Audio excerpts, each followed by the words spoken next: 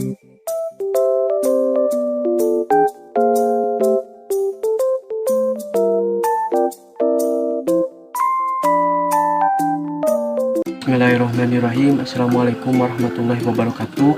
Alhamdulillahirrabbilalamin. Wabihi nasta'inu ala umuri dunya waddin wa ala alihi wa sahbihi ajma'in amma ba'du. Puji syukur marilah kita panjatkan kehadirat Allah Subhanahu wa taala, di mana pada hari ini kita masih diberi kesehatan sehingga kita bisa menjalankan aktivitas yaitu perkuliahan. Di sini saya izin memperkenalkan diri. Nama saya Irfan Effendi, sekaligus sebagai moderator. Yang kedua ada Siti Ayuni, dan yang ketiga ada Neng Putri Latuniu, dan yang keempat ada Nopi Lisna, yang kelima ada Rizka Juwita, yang keenam ada Tiara Rahmawati, dan yang ketujuh ada Sukma Meida. Di sini kami akan menyampaikan mengenai materi tentang tingkah laku dan kehendak bebas. Adapun pokok pembahasannya, pertama di sini kami akan membahas mengenai definisi tingkah laku menurut para ahli. Yang kedua mengenai macam-macam tingkah laku, dan yang ketiga yaitu mengenai faktor yang mempengaruhi tingkah laku. Yang keempat ada definisi kehendak bebas. Yang kelima ada bentuk kehendak bebas, dan yang keenam ada macam-macam kehendak bebas.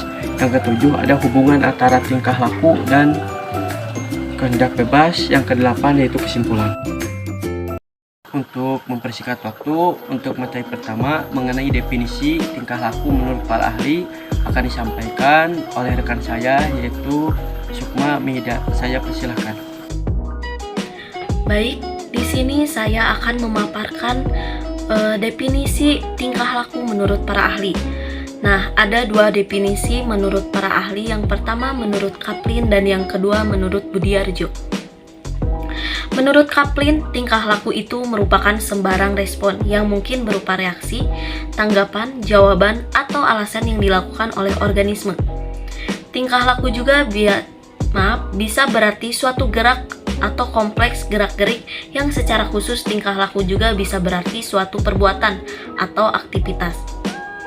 Kemudian yang kedua, Budiarjo berpendapat agak berbeda dari pendapat di atas. Menurutnya, tingkah itu merupakan tanggapan atau rangkaian tanggapan yang dilakukan oleh sejumlah makhluk hidup. Dalam hal ini, tingkah laku itu walaupun mengikut sertakan tanggapan pada suatu organisme, termasuk yang ada di otak, bahasa, pemikiran, impian-impian, harapan-harapan, dan lain sebagainya, tetapi ia juga menyangkut mental sampai pada aktivitas fisik. Sekian dari saya, terima kasih. Alhamdulillah, untuk materi pertama telah disampaikan oleh rekan saya, sangat luar biasa. Baik, untuk materi selanjutnya mengenai macam-macam tingkah laku akan disampaikan oleh Nopi Lisna. Saya persilahkan. Oke, yang selanjutnya di sini saya akan membahas tentang macam-macam tingkah laku, yaitu yang pertama ada tingkah laku motorik. Tingkah laku motorik adalah segala perilaku individu yang diwujudkan dalam bentuk, gerakan, atau perbuatan jasmania seperti berjalan, berlari, duduk, melompat, menari, menulis, dan sebagainya. Perilaku motorik ini pada umumnya dapat diamati dengan segera karena nampak secara fisik. Perilaku motorik ada yang disadari dan ada yang tidak disadari. Perilaku motorik yang disadari terjadi apabila berada dalam kendali pusat kesadaran melalui syaraf-syaraf motorik. Sedangkan perilaku motorik yang tidak disadari disebut refleks yang terjadi di luar kendali pusat kesadaran atau tidak dalam perintah otak. Nah, yang kedua ada tingkah laku kognitif. Tingkah laku kognitif merupakan perilaku yang berhubungan dengan bagaimana individu mengenali alam lingkungan sekitarnya. Perilaku kognitif terjadi dalam bentuk sebagai berikut. Nah, yang pertama ada penriaan. Penriaan yaitu proses mengenali lingkungan dengan menggunakan alat dria seperti mata untuk penglihatan, telinga untuk pendengaran, hidung untuk penciuman, lidah untuk pengacapan, dan kulit untuk peradaban. Nah, yang kedua ada pengamatan persepsi, yaitu proses mengenal lingkungan dengan memberi makna terhadap rangsangan yang diterima oleh alat dria berdasarkan tanggapan yang diperoleh dari pengalaman sebelumnya. Yang ketiga, mengingat, yaitu proses mengenali lingkungan dalam bentuk pengungkapan informasi atau tanggapan yang telah tersimpan dalam memori, baik jangka pendek maupun jangka panjang. Yang keempat ada imajinasi atau fantasi, yaitu proses mengenali lingkungan dengan membangun satu konstruksi berdasarkan gambaran yang diperkirakan atau fantasi. Nah, yang selanjutnya ada berpikir, yaitu proses mengenali lingkungan menggunakan daya nalar secara abstrak dana kompleks dengan manipulasi konsep-konsep yang telah dikuasai. Perilaku kognitif tersebut ada yang tampak keluar karena disertai gerakan motorik, tetapi ada juga yang tidak tampak karena aktivitas motoriknya sangat halus atau sedikit sekali. Nah, yang selanjutnya ada tingkah laku konatif, yaitu perilaku yang berkenaan dengan dorongan dari dalam untuk melakukan sesuatu dalam mencapai tujuan atau kehidupan individu. Contohnya, perilaku kognitif ini antara lain harapan, kehendak, kemauan, keinginan, cita-cita, nafsu, motif, sikap, dan sebagainya. Perilaku konatif ini merupakan aktivitas internal atau berada dalam diri individu. Oleh karena itu, hanya dapat diamati melalui manifestasinya dalam beberapa bentuk tindakan tertentu. Misalnya, seorang mahasiswa yang memiliki keinginan untuk lulus ujian dengan nilai baik akan nampak dari tindakannya, seperti rajin kuliah, banyak membaca buku, mengerjakan tugas, aktif dalam diskusi, dan lain sebagainya. Oke, yang selanjutnya ada tingkah laku afektif, yaitu perilaku yang mengandung atau manifestasi perasaan atau emosi yang bersumber dari keadaan. Terima kasih kepada Saudari Novilisna yang telah menyampaikan materinya. Baik, kita lanjut ke materi ketiga, yaitu mengenai faktor yang mempengaruhi tingkah laku yang akan disampaikan oleh Neng Putri Latuniu. Saya persilakan. Dan sebelumnya saya ucapkan terima kasih kepada moderator yang mana telah memberikan saya kesempatan untuk memaparkan materi pada kali ini, yang dimana materi yang akan saya bahas yaitu tentang faktor-faktor yang mempengaruhi tingkah laku. Nah, faktor-faktor yang mempengaruhi tingkah laku tersebut ada 5 faktor, yang dimana satu persatu akan saya bahas. Nah, untuk poin yang pertama nih, ada yang dikatakan sebagai kebiasaan yang dilakukan oleh manusia. Kebiasaannya seperti apa? Seperti pola, perilaku, atau pelaksanaan dalam setiap perjalanannya atau pekerjaannya. Karena ketika seseorang mempunyai kebiasaan, otomatis tingkah lakunya juga akan berubah. Ketika kebiasaannya jelek, otomatis tingkah lakunya juga akan jelek, dan sebaliknya, begitu pun sebaliknya. Dan untuk poin yang kedua, yaitu ada lingkungan di mana manusia tersebut hidup. Nah, maksud di dalam lingkungan di mana manusia tersebut hidup yaitu karena lingkungan adalah hal utama yang mampu merubah setiap tingkah laku manusia. Contoh nih, ada seseorang yang diam di lingkungan yang positif, otomatis meskipun tingkah lakunya dulunya jelek, ketika dia diam saja di lingkungan yang positif, dia akan ke bawah. Contoh nih, dapat dengan mudah berkomunikasi, dapat dengan mudah berbaur dengan masyarakat yang lain, dan meninggalkan kebiasaan-kebiasaan buruk yang dulunya. Nah, sedangkan ketika kita diam saja di lingkungan yang negatif, seperti banyak yang suka mabuk-mabukan, di lingkungan yang suka banyak mencuri, otomatis pasti seseorang juga akan merubah tingkah lakunya sesuai dengan lingkungan yang dia diami, karena lingkungan adalah faktor utama yang dapat merubah setiap tingkah laku. Karena kebiasaan nih seseorang berubah itu karena lingkungannya yang tidak baik, yang tadinya baik menjadi gak baik karena memang lingkungannya tidak cocok dengan dirinya sendiri. Nah, dan untuk poin yang ketiga yaitu ada pendidikan yang ditempuh. Pada faktor ketiga ini, maksud dari pendidikan yang ditempuh adalah pengetahuan yang didapatkan oleh sumber daya manusia selama melakukan proses pembelajaran baik secara formal maupun informal. Karena hal ini secara idealnya ketika seseorang mempunyai pendidikan atau pengetahuan yang luas, otomatis dia dapat dengan mudah membawa tingkah lakunya. Seperti apa? Ketika dia mempunyai pengetahuan yang baik, dia bakalan bisa menempatkan tingkah lakunya dia seperti apa.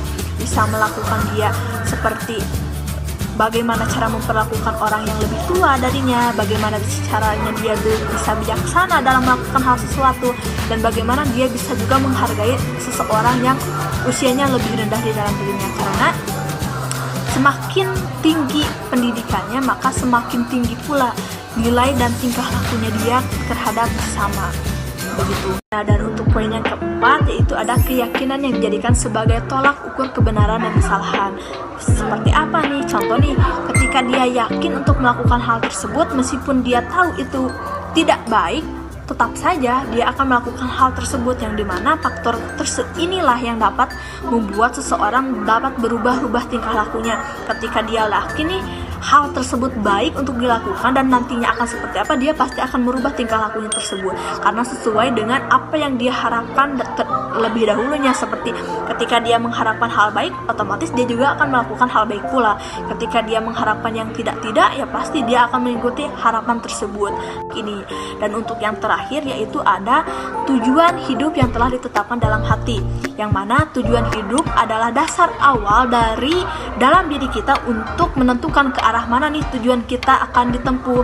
Karena tanpa kita mempunyai tujuan hidup, otomatis kita juga tidak akan merencanakan hidup kita akan seperti apa yang akan ditempuh ke depannya. Karena contoh nih, seseorang yang tadinya tidak punya tujuan hidup menemukan tujuan hidup atau mempunyai cita-cita, itu kan cita-cita juga bisa dikatakan sebagai tujuan hidup. Nah, otomatis dengan sendirinya tingkah lakunya itu akan berubah karena ingin tercapai nih tujuan hidupnya, karena ingin terencana lah tujuan hidupnya, dan dimana keyakinan inilah tujuan hidupnya akan merubah tingkah laku secara otomatis.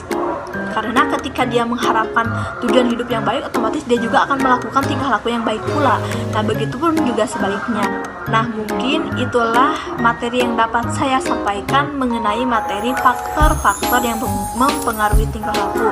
Nah, mungkin cukupkan sekian pemaparan materi dari saya kembalikan lagi kepada moderator.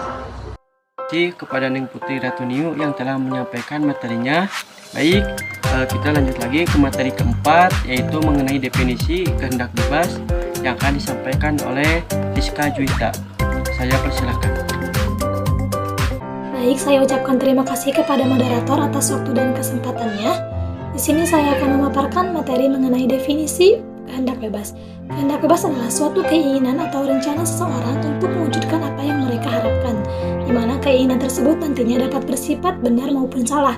Hal tersebut terjadi karena pandangan yang berbeda-beda dari setiap manusia dan prinsip kebebasan masing-masing. Kehendak bebas berarti merdeka untuk melakukan apa yang mereka harapkan atau keinginan besar. Nah, di Indonesia kehendak bebas diatur dalam Dasar Negara Republik Indonesia, yaitu terdapat dalam sila keempat Pancasila yang bermakna setiap individu bebas untuk mengutarakan pendapat dalam suatu permusyawaratan. Selain itu diatur juga dalam pasal 28E ayat 3 Undang-Undang Dasar 1945 yang berbunyi, setiap orang berhak atas kebebasan berserikat, berkumpul dan mengeluarkan pendapat. Di sini juga terdapat definisi lain dari beberapa ahli. Yang pertama ada dari Henry Bergson, di mana beliau mengatakan kehendak bebas adalah suatu keputusan yang berasal dari kepribadian dan kesadaran manusia. Kesadaran manusia ini dibentuk oleh intensitas dalam mengamati realitas. Intensitas merupakan kemampuan batin manusia untuk mengenali realitas, dan hal tersebut hanya dapat dilakukan dengan peran intuisi.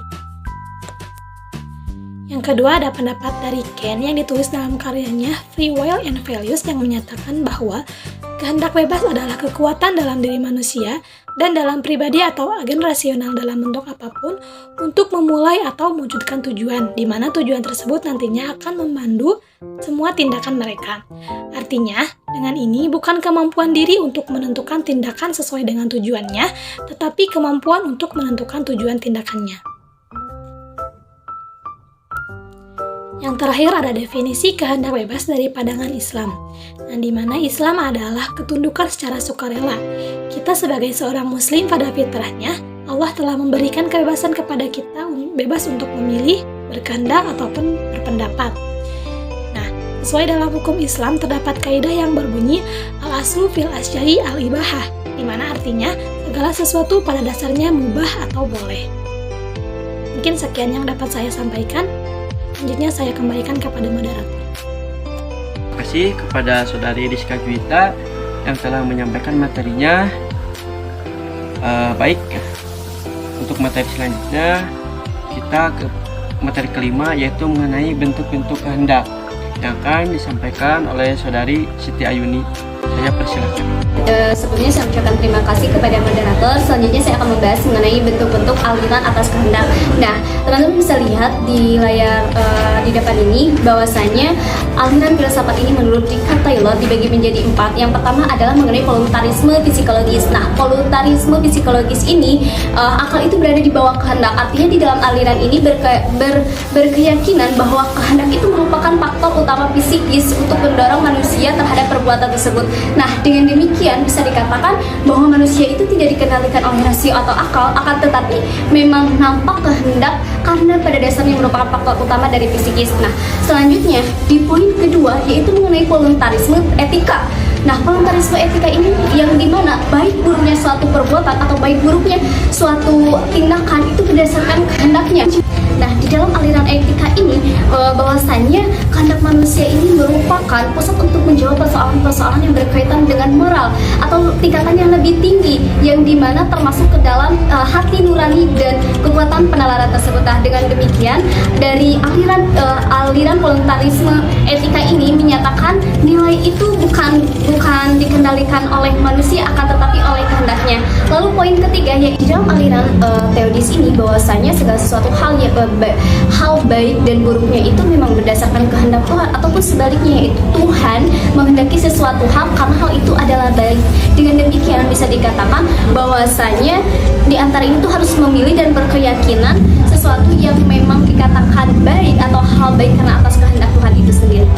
Selanjutnya di poin terakhir yaitu mengenai voluntarisme metafisis yang artinya bahwasanya dalam aliran ini lebih menekankan yaitu pentingnya kehendak terhadap hukum, etika serta tingkah laku. Nah, di dalam hal ini pun bahwasanya kehendak itu merupakan arti penting terhadap realistis itu sendiri. Sekian. Terima kasih kepada Saudari Siti Ayuni yang telah menyampaikan materinya yang sangat energik dan luar biasa.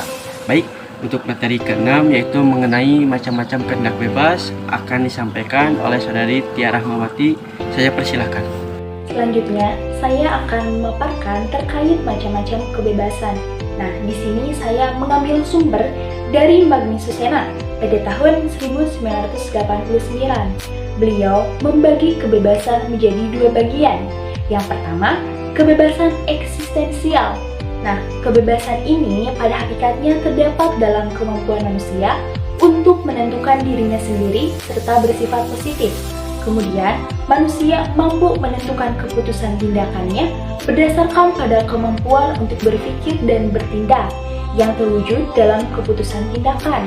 Justru karena kebebasannya, manusia adalah makhluk otonom yang menentukan diri sendiri dan mengambil sikapnya sendiri. Yang kedua, kebebasan sosial. Kebebasan ini merupakan ruang gerak bagi kebebasan eksistensial. Sehingga dalam hal ini kebebasan biasanya dihayati dalam hubungan dengan orang lain. Dalam bahasa sehari-hari, kebebasan terkadang dipahami sebagai realitas negatif yang merupakan keadaan di mana terjadi kemungkinan-kemungkinan untuk menentukan tindakan kita sendiri yang tidak dibatasi oleh orang lain. Terima kasih kepada Saudari Tia Rahmawati yang telah menyampaikan materinya. Baik, untuk materi ke-7 mengenai hubungan antara tingkah laku dan kehendak bebas akan kembali disampaikan oleh Saudari Siti Ayuni. Saya persilahkan. Selanjutnya yaitu mengenai korelasi antara tingkah laku dengan kehendak kebebasan. Nah, singkatnya, kehendak merupakan dirinya sendiri, tubuhnya sendiri, kekuatan dan kelemahan sendiri. Kehendak tersebut bukan soal tentang kebenaran atau kesalahan, melainkan menyikapi soal moral, artinya mengungkapkan sesuatu yang ada pada kekuatan dan kelemahan daya hidupnya. Nah, perlu kita ketahui bahwasanya tingkah laku atau tindakan yang dilakukan oleh manusia disebut dengan kehendak yang berimplikasi dari hukum moral dengan sumbernya berupa kebebasan. Seperti halnya interaksi sosial yang terjadi tidak lain berasal dari kehendak dari diri manusianya. Sedangkan persoalan mengenai kebebasan yaitu berawal dari peran manusia. Nah, selanjutnya di sini saya akan memberikan contoh konkretnya. Nah, bagaimana ia bertindak dalam menghadapi permasalahan atau bagaimana ia mengambil keputusan sesuai dengan kehendaknya. Seperti halnya di lingkungan multikulturalisme ini dengan jumlah penduduk yang begitu tinggi yaitu 270 juta jiwa, apa yang harus dilakukan untuk menghadapi orang-orang yang berbeda keyakinan, ras, suku, budaya dan lain-lain. Maka sikap yang perlu diambil adalah menghargai segala bentuk perbedaan tanpa saling mengganggu. Itulah suatu bentuk korelasi antara tingkah laku dengan kehendak kebebasan. Sekian. Terima kasih kepada Saudari Siti Ayuni yang telah menyampaikan materinya. Alhamdulillah materi dari pertama sampai terakhir alhamdulillah sudah kami sampaikan. Kami memohon maaf apabila banyak kekurangan ataupun kata-kata yang kurang berkenan dalam penyampaian materinya. Baik, untuk kesimpulan akan saya bacakan.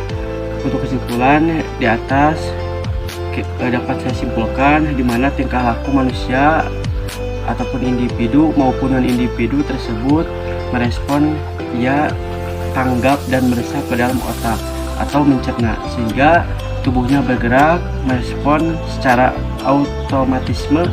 Analoginya ketika dua manusia saling terhubung, maka dalam otaknya akan mendapat respon. Setelah itu kedua manusia tersebut bisa menentukan atau melanjutkan langkah-langkah untuk melanjutkan apa saja yang akan mereka lakukan dan langkah apa saja yang akan mereka inginkan.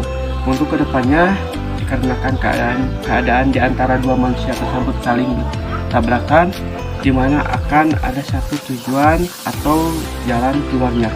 Dan mengenai berkehendak bebas seperti yang tercantum di atas, yaitu di mana kebebasan yang berhak didapat oleh semua manusia atau makhluk hidup di alam semesta ini harus berorientasi dan dapat dipertanggungjawabkan, sehingga kebebasannya, misalnya kebebasan berekspresi dan kebebasan berpendapat.